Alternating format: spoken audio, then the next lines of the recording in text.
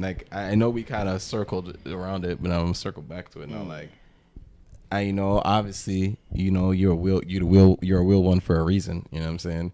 We in the chair. You know what I'm saying? Yo, This keep it ain't 100, man. You know what I'm saying? This ain't nothing new. You know, as you can see. No sugarcoat and shit, You know what I'm saying? I got it too. You know what I'm saying? I'm in mine. But so let me let me know like the events. Walk me through like the events before the injury and first thoughts when it happened. Yo, it's crazy because I'll give you a breakdown right before it happened and leading up to. I think a lot of things a blessing in so much ways.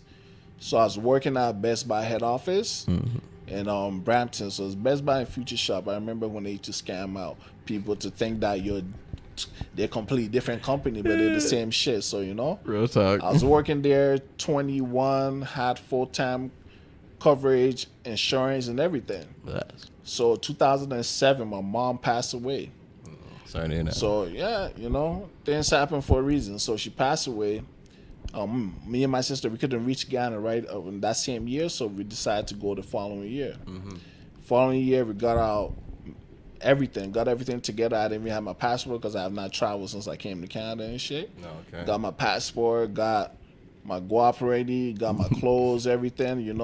You haven't been to Africa in like, let's say 15 years. You want to go there and feel nice, man. Visit the fam. Aside, although it's a tragic situation, you're gonna be going there.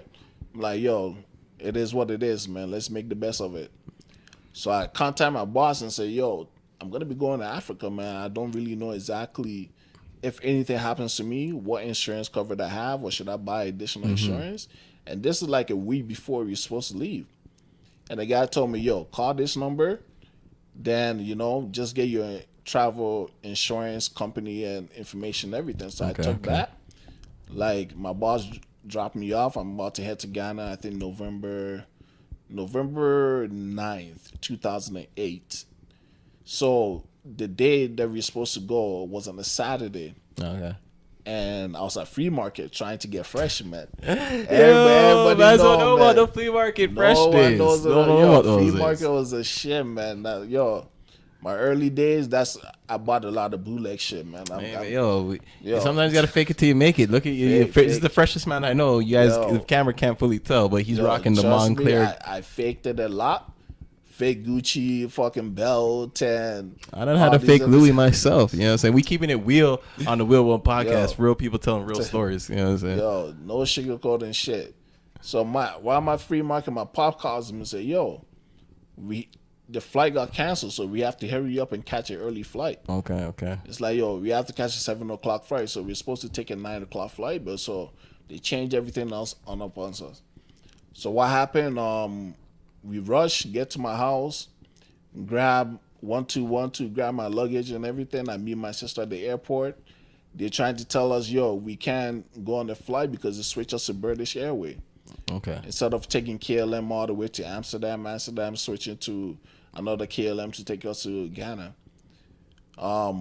Because of all that changes, our luggage got lost in transition. It's a whole bunch of fuckery that's happening. A whole bunch of fuckery, man. So we get to Amsterdam, they say, yo, our luggage does not arrive yet. We have to wait. When we get to Ghana, the capital city, and go back the second day and kind of retrieve our luggage and shit.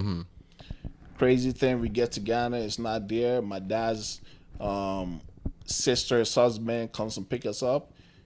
Yo, as soon as I got out of that plane, I haven't been in Africa for, let's say, 12, 13 years. Yeah. Get out of the plane, whew. Something just hit me, man. It's like I said somebody threw a fucking fireball in my eye, man. Oh, fuck. I'm like, yo, this place is hot as fuck, man. Yeah. You know about that Africa heat. Forgot about the motherland, fam. That shit is on some next level shit, man. So, yeah, fast forward, my dad's sister's husband comes pick us up, take us to his crib. We greet their family. Everybody's doing well. The night off, it rained. But everybody's like partying out there, like, yo, this bonfire here and there, bunch of noise. I'm like, yo, these niggas are really living the life, man. Compared to over here where you were 9 to 5, back and forth. Everyone's worried about, like, how to get the next check. You know what I'm saying? No time to play, man. Facts. So I think that's the biggest difference here in Africa because a lot of people really live, man. They live their life. They don't worry about shit. They know that each and every day, yo, no matter what's gonna happen, shit will be taken care of itself. I think that's like the big thing. Like we lose that like nowadays. Like living out here is just because like everything is so like okay, you got to get the bread to do this, and like we live in such a metropolis too, where it's like it's even worse now because everything's just times two because someone else is gonna pay that bread. So it's like, you know, it just fucks us over in that essence. But you know, it's crazy. So what happened? The second day, we were supposed to use his car, take us to the airport, and get our luggages. This nigga tells me, yo, it rained that night, so his car is not working. I'm like, how does rain fucks up your car? Yeah, you know what I'm saying? African pollution, man. So holy shit. Nah, so yo, we had to take a taxi. We called for a cab. Oh man, this cab was like fuck, it's like some old rust bucket, man. So what happened? I sat at the front. My sister sat behind the driver's back. My nephew sat on my lap. Oh fuck. Then my uncle sitting behind me. So we started driving. There's so much potholes, man. Like it looks like the road's not even developed. Yo, the road is not even developed, man. The car could dip into a pothole to the point you have to get out of the car and then like lift up the car, help it, and Christ. push that shit. So it was a different experience. So I'm like, okay, cool. We touched the main road. There's a lot of noise. People partying on the side. A bunch of people walking around like it's not even like 8 o'clock or everybody's just chilling. So all I remember is we're going over a bridge. The next thing I noticed is like, yo, I black out.